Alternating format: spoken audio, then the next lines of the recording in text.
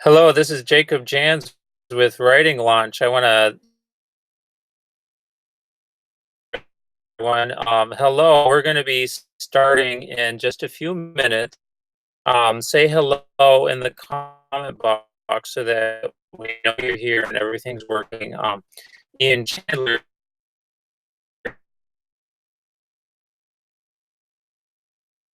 here.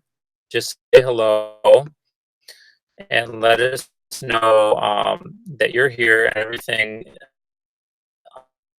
to teaching you today how to start your freelance writing career. We are very excited to be just another minute, and we will be presenting our free webinar on launching your freelance writing career. It's a preview of the No BS course on freelance writing. So we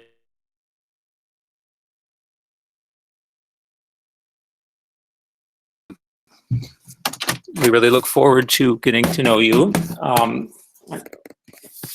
So just one more minute and we will be getting started. Hello, everyone. Feel free to say hello in the comment box, just so we know you're here. Hi, John, and hi, Ter. Hello, everyone. We're very excited to be starting this webinar in just about 1 minute. I see there's a lot of people already saying hello. Hi, Sammy and Pam and Sydney and Diana, Tina, Jennifer, Mickey. Hello, everybody. We're very excited to be launching this webinar. So without any further ado, here is Ian Chandler. Thank you, Jacob. Hello, everybody. Welcome to today's webinar. Very glad that you are able to make it, whether you're watching now live or in the replay. Thank you so much for tuning in and deciding to spend an hour of your time with me, and hopefully I'll be able to give you some really great advice. I want to give a few notes before I begin. First, I think no matter what level of freelance writer you are, you'll get something out of this. But I wanted to design this webinar specifically for people who have never gotten paid for freelance writing. It's shocking, really, how many freelance writers aren't getting paid. And if you think you're the only one, then trust me, you're not. It's a huge issue. We had someone comment the other day saying that she'd been writing for over 2 years and she still hasn't gotten paid. And that just, that astounded me. And as a freelance writer myself, I really want to help those people get the payment, get the work that they deserve, because writing is a lot of hard work. It's not easy. So my goal today is to help you. If you've never gotten paid or if you're struggling to find paid work, this is going to be for you. Second, we're going to have a Q&A segment after the main webinar. So definitely, if you have any questions, just ask them and we will get to as many as we can. And if you're watching during the replay, you can still comment down below and we will answer them, or you can send in your questions via email. Our email is support@writinglaunch.com. And third, all of our information today is going to be coming from our course, the No BS course on freelance writing. I took some information out of that course to present to you today. And let's get started with that right now.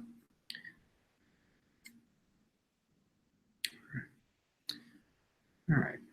So, like I said, today is going to be a preview of what we have in the No BS course on freelance writing, with a specific focus on getting your first paid gig or getting paid regularly as a freelance writer. If you've been just struggling with getting paid in any capacity for your writing, this is going to be the webinar that you've been waiting for. Now, before we begin, just a couple more notes. One, I wanted to say you don't need any experience to start. I get so many writers telling me that they're afraid to start because they don't have any experience, they don't have any published work. And the truth is that you don't need that. It is completely possible to build a lucrative freelance writing career from scratch. You don't need anything. You don't need a degree. You don't need prior experience. All you need is the ability to write and the passion and the drive to persist. That's all you need. Second, we always get this question, so I just wanted to tackle it right out the gate. We're going to be talking today about freelance writing, not creative writing. Now, of course, creative writing is wonderful, but the topic of today's webinar is just freelance writing. And what I mean by that is any writing that you're getting paid for that you would either publish in a nonfiction publication like a blog or maybe a magazine or a newspaper or something like that, journalism, that sort of stuff, as opposed to fiction and poetry. So I just wanted to get that covered right out of the gate. But without any further ado, here's how to get paid as a freelance writer. And I'm pulling from my experience of being a paid freelance writer for over 5 years. I had struggles with it, as any writer does at the beginning of my career. But pretty soon I learned, the ways that you need to approach freelance writing in order to find good, steady paying jobs. And that's the information that I'm going to be sharing with you today. Now, I've broken this down into 3 steps to getting started. First step is to brand yourself. Second is to get some experience. And the third is to find work. Now, I'm going to be breaking all of these down into detail, but I just wanted to give you the overview. Brand yourself, get some experience, and find work. 3 steps, okay? Now, step 1 is brand yourself. Now, you might be unfamiliar with the concept of developing a personal brand, and that's completely fine because I was not in the know about it until probably about 2 years into my career. And it really hurt me because having a personal brand is what sets you apart from every other writer in the world. And, for a long time, I didn't have that. And so I wasn't getting the kind of jobs that I knew I was capable of getting. And so this is a really important step in getting those sorts of jobs. Something I want to emphasize here is that you're not selling your writing. And a lot of freelance writers, especially those who are starting out, they think that that's, what the goal is, to sell your writing. And of course that makes sense, right? But you're selling your value. You're selling what you can do for somebody. That sort of thinking like a business person is really going to benefit you here because it allows you to realize what you're actually selling to a client or to a publication. And branding is essentially how you communicate your value. I want you to think about these 3 questions as we move forward in relation to branding. What value do I bring? What is my niche? And what is my style? These are going to be 3 imperative questions that will help you figure out your own personal brand. And thusly, they're going to help you communicate your value. Now, what I would like you to do is sometime, maybe now if you want to or later, create a mission statement that answers these 3 questions. Because if you can answer these 3 questions, then you will be well on your way to having a solid personal brand. So for instance, this is an example, a mission statement I wrote up. I'm a health and wellness writer who helps busy people eat better and exercise more. And you can see there that all 3 questions are answered. Niche is health and wellness. Style is helping, informative. Value is getting people to eat better and exercise more. So when you think about value, you want to think about results. You want to think about, what value am I going to bring to the person or the company that I'm writing for? And this is a really important step because, like I said, so many writers don't think about this. Most writers that you'll see are just saying things like, hey, I can do this for you. I'm a writer. But very few writers will go into detail about why you should choose them, right? Why they should be chosen. Very, very few writers talk about their personal brand. And that's because not a lot of writers even have a personal brand. And if you can develop one, you'll set yourself apart from every other writer in the world, and you'll also stand out among the competition. So if you're one of, let's say, 50 people applying for a job, if you have a solid personal brand, you will be able to not be just 1% out of 50, but you'll be able to catch people's eye. You'll be able to stand out among those 50 people. And so this is a really powerful tool to have, and I really recommend focusing on this. Now, when you're talking about branding, you do want to make sure that you selected a niche, and don't go overboard with this. I would recommend focusing on no more than 1 to 2 niches at first. I've gotten a lot of messages before from writers who say, oh, I don't know what niche I want. I just want to write about everything. And I think that's great. But I always say, well, try to focus on just 1 or 2 niches at first, because it really helps in many ways. It helps you in terms of your personal brand. It helps you in terms of workflow. It makes searching for jobs easier. It's very beneficial to specialize instead of generalize. And many expert freelance writers write in only 1 niche. For instance, I pretty much write in only 1 niche, sometimes 2, depending on what kind of jobs I have. But I've kind of solidified a place for myself as an expert, and that's what many experts do. They specialize, they become known for that specialty, and it becomes part of their personal brand. So that's definitely something to think about, not trying to write about everything under the sun. And when we're talking about personal branding, we're talking about value, right? So I want to really hammer this question down. What specific tangible value are you going to give to your clients and editors? And it needs to be tangible. It needs to be specific, because if you can just say, any writer can say, oh, I'll help you, or even semi-specific, like I'll get you more sales, or I'll get you more readers. You want to get as specific as possible, because that's how clients and editors are going to understand why they should hire you. That's going to be part of your personal brand. That's specificity. And that shows that you are the kind of writer that will give people results, that will really do things for people. So this is an incredibly important question to ask yourself, and it's one that I didn't ask myself for a long time. For a long time, I just thought, well, I'm selling my writing. I'm giving people content. I'm giving them words.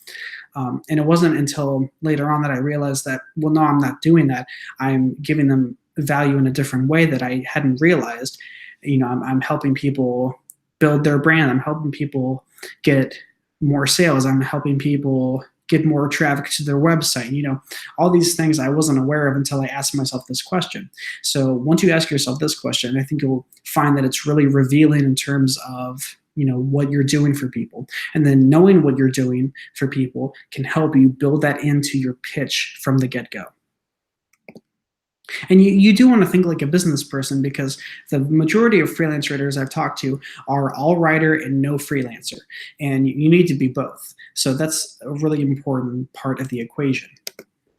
And of course, your brand is going to develop and evolve over time. That's perfectly fine, but it's just something that you want to be aware of. It's not something that you want to let pass you by. Now, step 2 of this equation is getting some experience. So once you've solidified a personal brand, now it's time to go out there and see what you can do. Now, whether you're just testing the waters, maybe you're not sure if freelance writing is right for you or not, or whether you're building a long-term career, experience is going to be something that you need at some point. You can start fresh, that's fine, and I'll show you how to get experience, but you do need it. Now, if possible, you don't want to take on any unpaid work. And I want to make a special note about this, because I think this is something that a lot of freelance writers fall into. They fall into this trap of thinking that unpaid work is just something they have to do. And like I said, I talked to a writer the other day who said that she had never been paid for work in over 2 years of writing. And that the thought of that is almost unfathomable to me.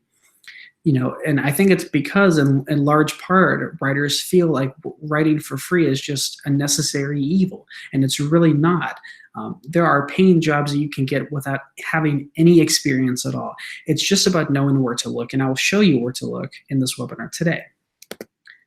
And of course, if you take on too much unpaid work, it can also have the effect of making clients think that you're just happy to work for free. And then that can become a very slippery slope. So if you're writing, for private clients, then it can have that effect. And if you're writing for publications, it can cause you to lower your standards. It can cause you to not really get traction as a freelance writer. So there are all these bad consequences to taking on unpaid work. And I get that it seems like the right thing to do, but stick with me and I'll show you how you can get those paid jobs right out of the gate. I would also resist the urge to join content mills. like Text Broker or Constant Content, and also freelancing platforms like Upwork and Fiverr. These sites just aren't worth it. They pay very little. They're not worth your time. I used one for a while, I think about 6-9 months or so, and I really regret that time because I set myself back as a freelance writer. I gave myself handicaps where I shouldn't have. And if I had not gone on this freelancing platform, I would have been able to advance my career much more quickly. So that's definitely something that I want to impress upon you. Try not to make the same mistake that I did. And it's a sad because I see it, so many writers relying on these platforms and these content mills to get jobs, but these are not the only places that have writing jobs. And like I said, I will definitely show you where the good stuff is. Now, there are basically two ways to get high-paying writing jobs. There's writing for publications and writing for clients. And they're both kind of different, but I'm going to go into each one. So first, let's talk about writing for publications. And this is what most writers are interested in, and it's easy to see why. And the good thing is that this is a really easy way to get started. Now, the secret is guest posting or guest blogging. Now, you might have heard of this before, but guest posting is essentially just, you're a freelancer, you want to submit an article to a site, they accept it, they publish it, they pay you for it, and now you have a bylined article. It's that simple. And this is what the whole strategy of writing for publications as a beginner revolves around, this guest posting. Like I said, it's just writing articles for blogs that accept content from freelancers. And I want to make clear here that I'm using blog as a sort of catch-all term to mean any online publication. In the past, I think blogs and publications kind of had different definitions, but anymore, I think they've become sort of synonymous. So I'm just using that to encompass all online publications.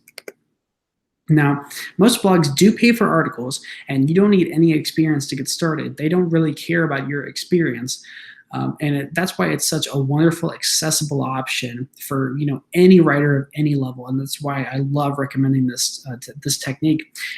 Guest blogging is actually what I built my career around. It's what allowed me to get started and really build my name up as a writer, and that's why I love recommending it, because I know that it works. And of course, they will pay much better than content mills and freelancing platforms. I mean, it's not even comparable. For an article on a content mill, you might get paid, in the neighborhood of maybe $10 to $20, or maybe as low as $5, depending on, what you're writing.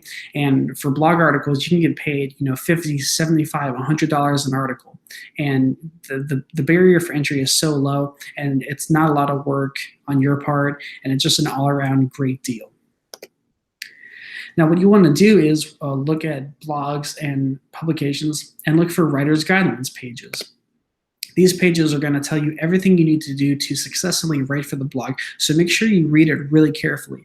If you don't, then you will probably get your pitch rejected, because most blogs, they're busy, they have hundreds of pitches a day. They don't have time to, read every pitch in detail, and they want to look at the ones that have made sure to follow the guidelines, because those are going to be the writers who paid attention and who are really diligent about their research and who really want the job. So definitely, cross your T's and dot your I's when it comes to following the rules on the writer's guidelines pages. Now, to make this a little easier for you, we're going to be sending you a bonus in your email, and the first one is going to be our paid publishing guidebook. Now, we've gotten a lot of questions before about where to look for good publications to submit to, and this is by far the best resource for that. This is a compendium of 654 magazines and websites and blogs that all pay writers. Now, not all of these are digital, but the majority of them are, so we're including it in this webinar. And really, this is the resource that I wish I had when I got started. I didn't really know where to look at first. until I discovered sites like Freedom with Writing, which I'll talk about later too, I didn't know that there were any sort of resources for finding blogs that paid. And so when I found that, it was like a whole new world opened up for me. So in the hopes of helping you, we're going to be sending this to you. It's going to come in your email. Be sure to look for it. And I can't wait for you to have it because it's such a fantastic resource. And that's not the only bonus we're going to be sending you, because, when you want to write for publications, you need to pitch them. And pitching can be really intimidating, and it can be complicated. We have a whole course based on it at Writing Launch. So we're going to be sending you a road-tested pitch template. What I did was I took a lot of my successful pitches and I looked at the common threads between them, and then I made one super pitch that I knew would work, that I knew would help writers, that they could take and personalize and then send out to blogs and have success with. And that's what you're going to be getting. My pitch template that I've put together as the result of years of pitching distilled into one pitch for you. All you need to do is sort of fill in the blanks, personalize it a bit, send it out, and hopefully you too will be paid and published. So this is also coming to your email over the next few days. Now, once you've gotten a few published bylined articles, and it's important that they are bylined, credited to your name, then you can set up a portfolio. And this is really great because it allows all of your work to share one home, and your clients and editors can easily look at it. It's a really good thing to have as a freelancer. Now, there are several sites that you can use to create a portfolio. The one I recommend is Contently. You can also use sites like Journal Portfolio. You can even use LinkedIn if you want. Of course, if you have a site of your own, you can use that. One question that I've gotten about Contently is that they offer writing services in terms of helping writers find jobs. I've never used it personally. I only use Contently for their portfolio. I have no experience with the writing service side of things. I wouldn't necessarily recommend it, but I just wanted to make that disclaimer because I have gotten a few questions about that. So I just use it for the portfolio service. And like I mentioned, if you have a website, go ahead and host your portfolio there. And in the end, it doesn't really matter where you host it as long as people can easily view it. That's what you want. And that's actually why I like Contently so much, because it has this great interface that's very image tile based, very easy to look through, very easy for clients and editors to navigate. And it compiles all of my work in the one page. I really can't ask for more. Now, let's talk about how to get started working with private clients. Let's say that maybe getting published in blogs isn't something that you're really keen on. Maybe you want to help people in a smaller, more intimate capacity. Maybe you want to help small businesses or entrepreneurs. This is what you're going to be looking at. And it is a bit more advanced than submitting to publications, but it will teach you a lot. This is what I cut my teeth on, and it was really a learning experience in many ways. I learned a lot about not only how to improve myself as a writer, but how to deal with people better, how to pitch myself as a writer, all this stuff. It was really a really good experience, and it's still something that I do. And I think if you want to be a really good, well-rounded freelance writer who has a lot of opportunities, then you need to do both of these things. You need to, try working with private clients, but also try getting published. So it's a little bit of both. Now, a good way to get started with working with clients is to use a site called Reddit, and specifically this sub-community on there called For Hire. Now, Reddit is kind of complicated. I'll be upfront about that, but I think if anything, it can just seem intimidating. There are many beginner's guides online. If you just type into Google, you write a beginner's guide, you'll find something, and I think within a couple of days you'll have it down pat. I really do recommend this. I recommend this regularly, but not a lot of writers take me up on this, I think, because it does seem intimidating. But I promise you, if you can step over that slight learning curve, you will have a great resource at your hands. This is where I've gotten pretty much all of my good jobs over the years, the vast majority of them. And it's a great place to be. Now, however, you do want to be careful. You want to watch out for scams and for shady clients. Use your due diligence, ask questions, look at feedback, stuff like that. And always use a contract. Make sure you have that ready. we have an example one in one of our courses, but there are many that you can copy from online. And I also would consider requesting 100% payment up front. I've never had a problem doing this. The clients that didn't want to do that were always the ones who were exhibiting other red flags, being a little shady. So if it's under 500 USD, I would recommend requesting 100% upfront. No good client that I've ever had has refused to do that. So that's something to think about. Now, all that said, Reddit is an excellent way to find high-paying clients. All kinds of people post there from all walks of life, from medium-sized businesses to small mom-and-pop shops. There's a great variety there on the site, and I really recommend you do use it. Now, step 3 in this equation is finding work. Now, at this point, you have a portfolio, you're looking to begin your search for regular work. You'll have a pretty good idea of whether long-term freelance writing is for you. You'll have a good idea of if this is something that you want to pursue for years to come, or maybe the rest of your life. What I would recommend is starting by taking advantage of the network you already have. So start by seeing if the sites and the blogs you wrote for in step 2 need more content, or see if the clients that you wrote for need more work, or know anybody who needs work done. It's completely possible to build these long-term relationships with blogs that you've published in, and become a contributing writer or even a staff member. This has happened to me. If your focus is getting published in blogs and in publications, then it's very easy to kind of move up the ladder and graduate, if you will, to becoming a staff writer. This happened to me, and I was eventually an editor of one blog for a while, which was a great experience, and it's also great for my resume. And this is definitely something that I think happens quite a bit because publications like to work with the writers they trust, right? And so if you become a writer that is just consistently putting out good content for them, and they trust you and they like you, then they're going to be more keen on having you stick around and, graduating you to a more involved role. Now, if your focus is getting clients and you're kind of struggling with that, or you just want more information on that, then I've got some tips for you. When you reach out to a prospective client, whether you're responding to a job offer or maybe you've exchanged a few emails already, what you want to do is list your benefits. This is a tip that I picked up a few years back that really changed my approach on how to sell myself to a client. So it's not just about telling them, oh, I can help you. It's about being specific. And then, think about what we talked about earlier in terms of personal branding, right? I talked about what specific tangible value you're going to have for your clients and your editors.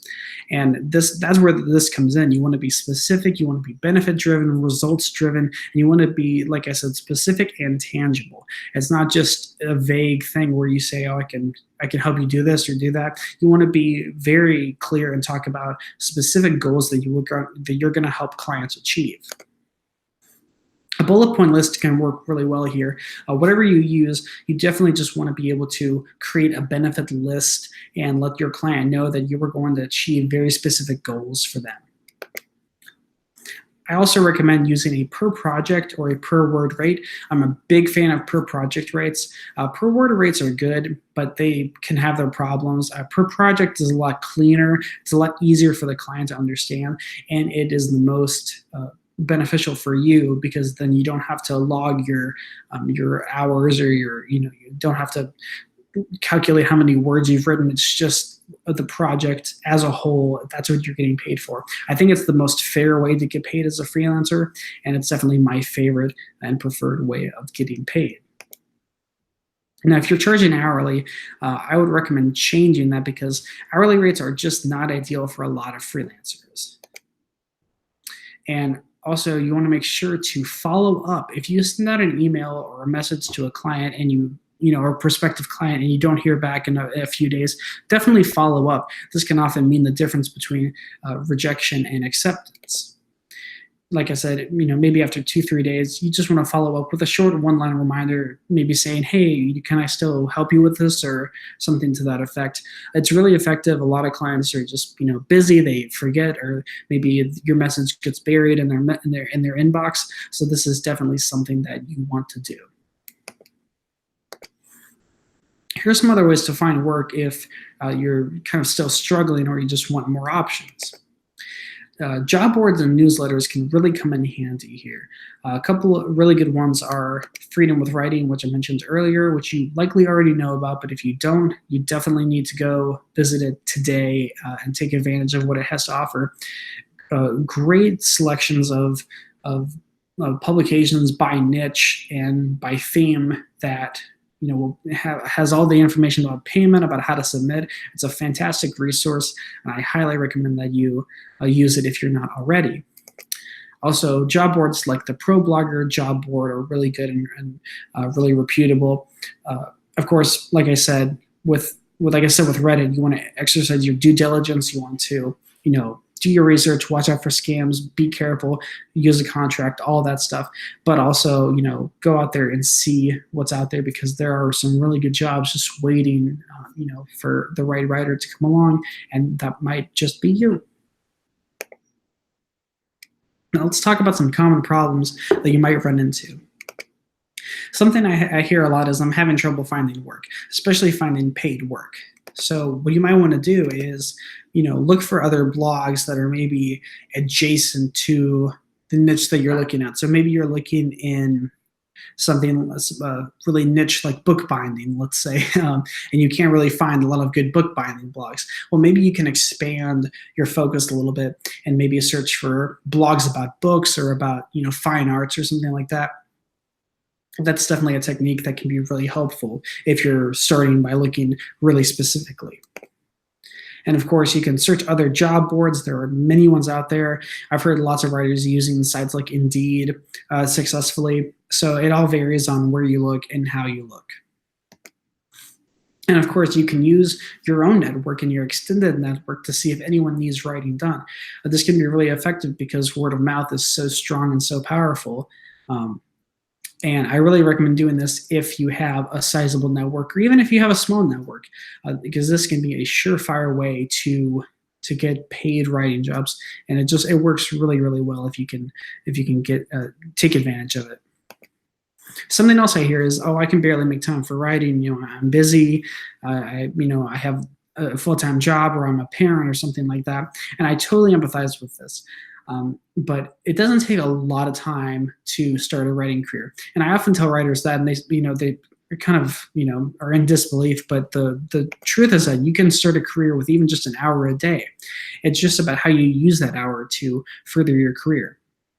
And if you're struggling with that, and if you just struggle with productivity in general, then you'll be happy to know that we're going to be sending you a third bonus, which is called Maximizing Your Writing Time. And this is a short guide that we've put together that will help you maximize your productivity and get more out of the time that you have to write. So even if you just have an hour a day, this guide will show you how to best use that hour to get a lot done to further your career. Like I said, this will just be coming to your email inbox, so keep an eye out for it over the next few days.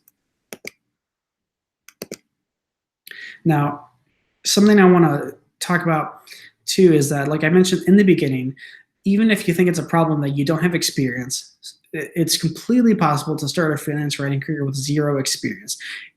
Like I've talked about, these blogs that accept articles from freelancers, they often have a really low barrier of entry, and that's a boon to freelance writers who are just starting out. Something you need to do also, and just generally, like I said in the beginning, is to learn to sell your benefits, not your writing. And this might mean learning how to market yourself. It might mean taking a marketing class online or something like that, or reading up on it. There are many great blogs that will, teach you the ins and outs of sales and marketing. And I think those are really great skills for freelance writers to learn.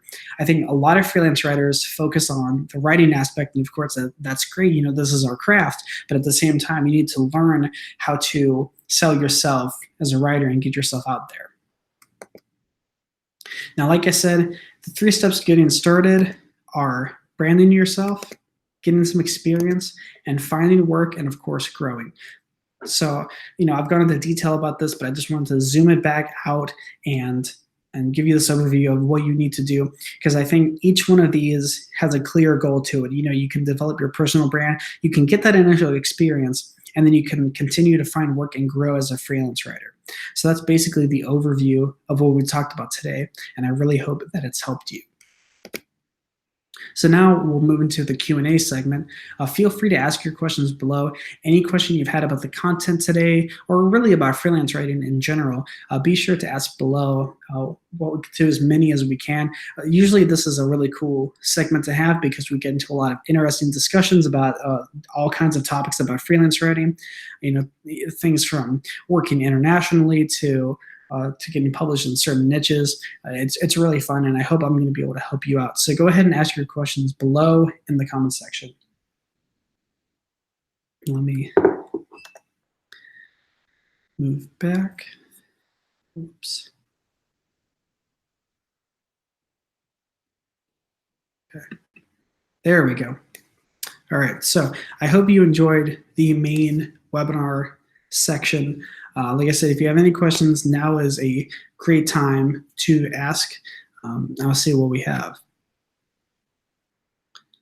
We have a question from Sammy who asks what some red flags for scams are.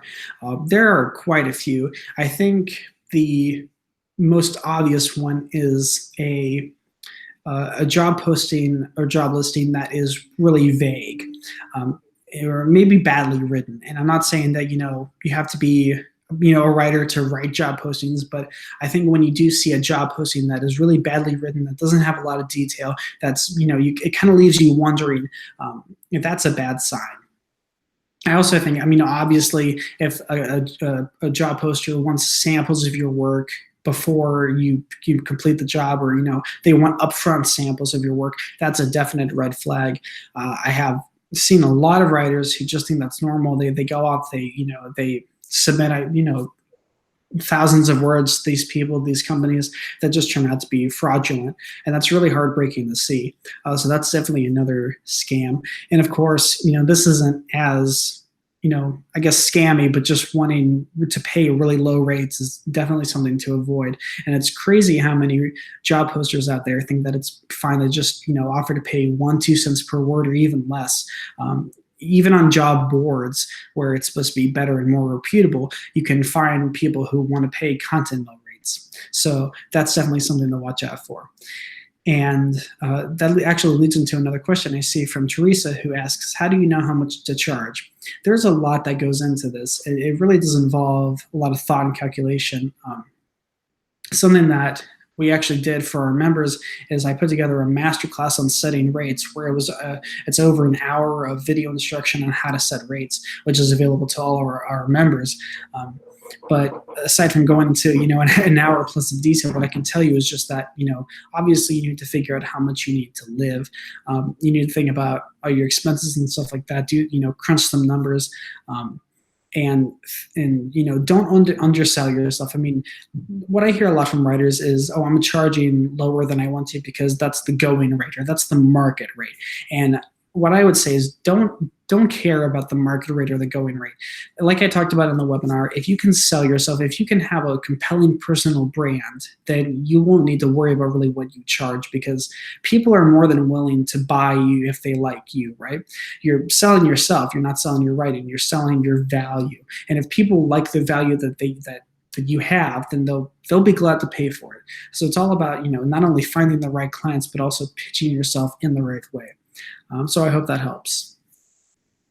We're getting a lot of good questions.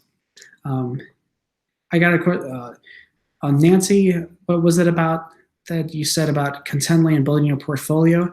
I just mentioned that I used that site for a portfolio, and I just used their portfolio function. And I definitely recommend it if you're looking for a site to host your portfolio for you. We have a question from Jennifer who asks, how would I best find blogs to match my niche? Well, the first thing that I would recommend is definitely look in the paid publishing guidebook that we'll send you. That's organized by niche, so it's really easy to find blogs of all stripes that are related in one category. It's really, I can't speak enough about how great of a resource it is. Definitely look at that.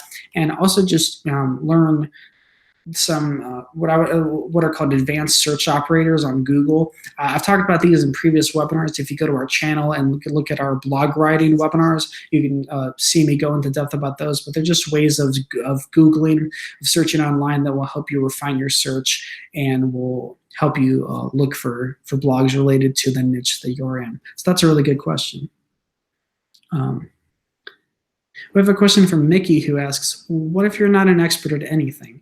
I write blogs for a real estate directory, but I'm no expert. Well, I don't really think it's about necessarily needing to be an expert. I'm assuming you mean an expert in the topic. Something that I've seen a lot is this sort of imposter syndrome. A lot of writers feel like, oh, I'm not qualified enough to write for this publication, or, I'm just pretending like I know everything. And I think that's one of the biggest roadblocks to success as a freelance writer, from what I've seen. And the truth is that, a lot of I've taken a look behind the scenes of how a lot of larger blogs work, and when you get really high up into the people that you think are experts, it actually is way different than what you'd think. A lot of the experts that you'll see in any niche, they have people writing and researching for them. They're not ever typing out on their computers and then hitting publish. They have a team of people doing it for them. And would you say those people are frauds? Certainly not. They're not really imposters. They have that knowledge, that experience, but they just have a team of people to help them out. And I think in the same way, you need to realize that as the writer, you're doing all this hard work, you're doing the research, you're the one providing the writing, and in that way, that already makes you the expert. It saddens me to see people who feel like they're just being imposters, because you're really not. Freelance writing is hard work, and even if you're researching a topic that you've never looked at before, that's not you, being fraudulent or not being an expert. And as far as just, maybe if you don't have any experience, if that's getting to you, don't worry about it, because at the end of the day, it comes down to the quality of your writing. And so many editors and clients will not care at all about your lack of experience or how much experience you have. It doesn't really matter if someone has, a Harvard degree and writes for all these publications, or if you haven't even graduated high school and you haven't written for any publications. You can achieve pretty much the same thing. Obviously there are some barriers to entry, but at the same time, what I'm just trying to impress is that it's not as I guess, hard as it seems to really to break through and get good writing jobs. Even it doesn't matter if you're an expert. I think is just the takeaway from that. I still feel like, am I an expert in what I write in? I don't really know. I'm not an influencer. I don't have a large following of people who say that I'm an expert, but I think that I have a lot of knowledge about a subject and I can research about subjects. I don't really know if I'm an expert, and it doesn't matter. I'm writing content that people enjoy, that people are benefiting from, and I think that's really all that matters. So I hope that will help you to put some of those, those fears to rest. It's something that a lot of writers struggle with, so you're definitely not alone. Let's see. This goes on to what I was saying. We have a question from Connie who asks, if you're writing content for a client, do they provide you with the facts, or do you have to do research? It's always you doing the research. Occasionally, a client might give you a source or two to point you in the right direction, but for the most part, it's you doing research skills. So it really helps to learn the ins and outs of Google, to learn how to search more specifically for things and to refine your searches. Let's see.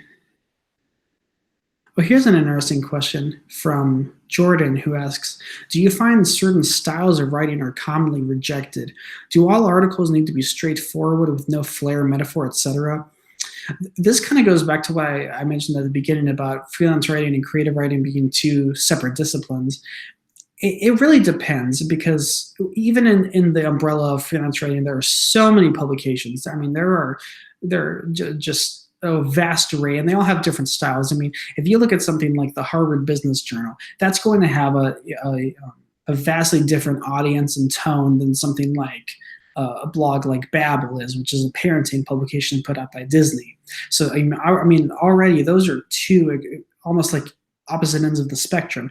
And so the answer is that I don't really think styles of writing are commonly rejected. You just have to make sure that the tone that you're using matches the tone of the publication. And that's why I always recommend, and you might have noticed this from previous blog writing webinars if you've seen them, but I always recommend that it's best if you're a reader of a publication that you want to submit to, because then you know their content, you know the kind of writing they want, you know their style, and it's just really a lot easier to ensure your chances of getting published.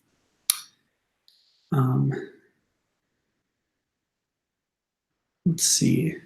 Oh, here's a good question from Teresa, who asks, is there a benefit to having your own blog over using a portfolio host like Contently? I don't think so. It kind of depends on your goals. I feel like, and I always talk about this, but having a blog is not something I recommend as a freelance writer, just because it's a lot more work than you'll get out of it. But if you have a writer's website where you can kind of host your work and get clients and use that as sort of a lead generation machine, and we talk about that in our courses too, that's definitely a good option. But I think for a lot of writers, having a portfolio host is just fine. So that's all I use. We're having, thank you so much for sending all these questions in, by the way. So many good ones. I don't even know where to start. Let's see. We have a question from Liz who asks, I wonder if you could expand on listing your benefits. So for example, if I specialize in writing about vintage cinema, how would that translate into benefits? Well, it depends on who you're writing for. If you're writing for, let's say, an editor, you want to think about the results that you're going to give them. And this is definitely something I've touched on in our other webinars on blog writing. But basically, let's say you're writing for a publication that has this. When you pitch the publication, you want to make sure that they know that you're going to write content that their readers are going to love. That's sort of the end goal of publishing an article, right? Now, if you're writing for a client, then it needs to be related to what they're going to be able to do. So maybe you're writing a blog post about vintage cinema for a company or a movie theater or something like that. And then you should be able to say something like, well, this blog post will help you drive more traffic to your site and get more people into your doors or something like that. That's the sort of value-driven stuff that I'm talking about. I hope that helps give you some examples. We have a lot more in our courses, but it just, it's one of those things that once you start talking about it, it's hard to stop talking about it. So it can take a while. Let's see.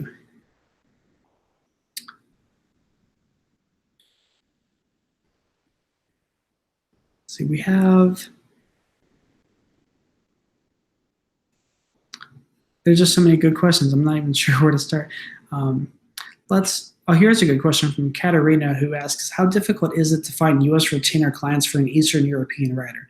So the great thing about freelance writing is that it doesn't matter where you live. We get this question all the time, and I understand why we get it, but it's one of the best things about being a freelance writer. And some people even, are what you would call digital nomads, and they freelance and then they travel all around the world. So you don't need to be anchored in any specific location to work with anybody from another location. I've worked with clients all over the world, so it's not difficult at all. It's just about where you look. A lot of clients are from the US just naturally, so that's going to make it pretty easy to sift through that and, get clients from the US. But I mean, really, as long as you're finding clients, that's what matters. I never really care about location. Obviously, if there are differences in maybe, or if there are roadblocks in payment, for example, that can be something like maybe if someone's from a country where, PayPal doesn't work or something like that, that can cause some problems. But other than that, it's really not an issue as far as I've seen. So I hope that helps. That's one of the things that I just love, because freelance writing in that way too creates an equal playing field for everybody. So it's not about experience, it's not about location, it's just about what you have to offer. So that's why, it's one of my favorite things to talk about. Let's see.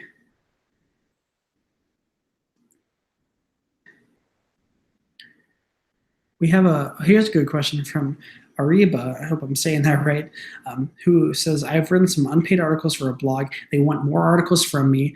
How can I convince them to pay me, as I don't want to do any more unpaid work? But I'm afraid they will decline and I will lose the opportunity to get published. Well, this ties into what I was talking about earlier, is that, if you write too much free stuff, then your client or your editor is just going to say, well, they're fine with writing free stuff, I can just keep asking. And then, as you say, if you ask for payment, they might just deny you. What I would say is, what's more important to you, getting paid or getting published? Or I'll put it this way, what's more important to you? The possibility of getting paid and published, or the possibility of just getting published? And I think it comes down to priorities, because if your sole goal is to get published, then, yeah, I guess working for free makes sense. But if you want to turn freelance writing into a living, if you want to get paid, then you have to take some risks. You have to possibly burn some bridges. If this site, it just wants free stuff from you, then it's not worth your time, I don't think, to keep giving them content. I've been in that situation before. Eventually I've had to move on. That's not something that you want to be doing forever. Free work is just not something that I endorse that much at all, because it just, writing is work. And this is something that I was talking about the other day to someone. We're all providers of a service. We're all product providers, right? What would you think about going to your mechanic and just demanding that the service be done for free? No one would ever do that. But suddenly when it comes to writers, there's this, it's suddenly like, oh no, with writers, we can ask for free work. And it's not like that. You're providing a service just like any other service provider, just like a mechanic or a hairdresser or a repairman, it's all the same thing. And I think once you view it like that, you'll start to realize how important the service you're offering is. There's so many people out there who will pay you for work. My advice would be to just, ask for payments. Say, I've been doing a lot of free work. I need to, I turn this into a career. I would like to get paid. And if you're not willing to do that, then I'll find other places to get published. And if they value you, then they'll keep you. If not, it'll just sort of show how much they didn't value you in the first place, and you're better off without them. That's what I would say. Of course, you can go whatever route you want to, but it always hurts me to see writers in that position, because I know how it goes. So I wish you the best of luck. We have a question from Nancy, who asks, can you tell us a little bit about your courses and when you will open enrollment? Well, we will open enrollment quite soon. We'll send you email details about that if you're interested in the courses. We have, I think, 7 courses total now, where you can learn everything from how to pitch to how to write an article from scratch, how to research, how to write a contract, like everything. We put a lot of hard work into these courses, because they're all questions that I had when I started out and that I was hardly able to find answers to. I had to learn a lot of it through trial and error. And we have courses on, pitching, on blog writing, like I said, writing articles, stuff like that. If you're interested, you can go to our site, writinglaunch.com, and check it out. So thank you for asking, Nancy.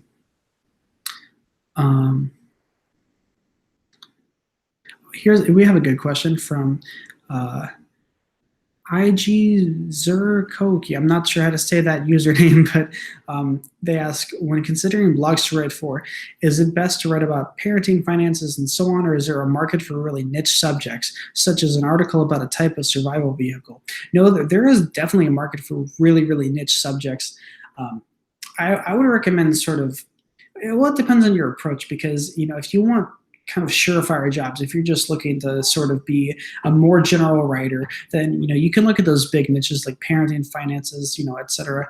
But I think the best thing to do is to specialize within one of those big niches. So for example, if you're looking at finance, maybe specialize in terms of maybe stock trading, or personal entrepreneurial finances or something like that. But you can get really niche, like you said, an article about a type of survival vehicle. I'm sure that exists. There's a market for almost everything out there. It is just about where you look and how much you look. There's a lot right below the surface of these big niches if you look hard enough, just in the right places. And that's why I think sites like Reddit are so useful. Sites like all these job boards are so useful because they are not just those big niches. They go really in depth into all kinds of niches. I mean, I've written content for really strange kind of esoteric topics, and it's been good. And I think, like I said, it's just about where you look and how hard you look. So if you can improve your research and investigation skills in that area, you will be well rewarded for that.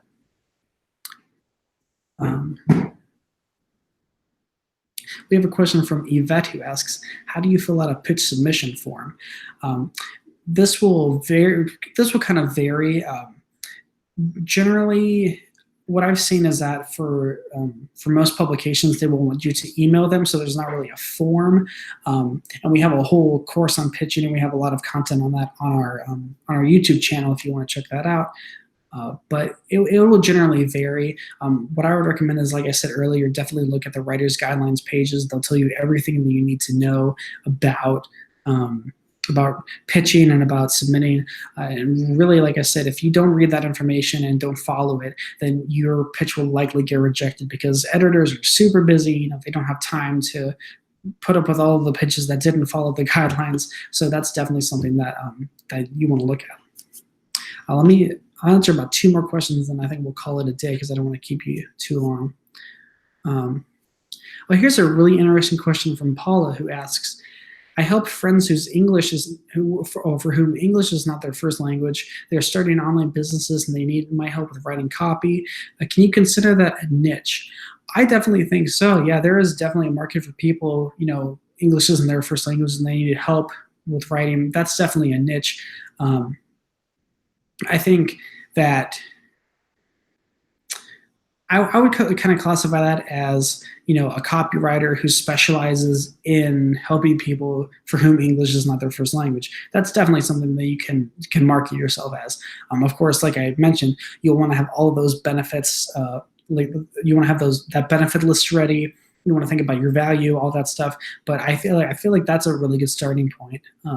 Definitely. And I think that's something that a lot of people maybe don't think about. There are not a lot of other writers doing that same thing. So in that way, that means you don't have a lot of competition. So that's quite good, actually. So I wish you the best of luck in terms of that.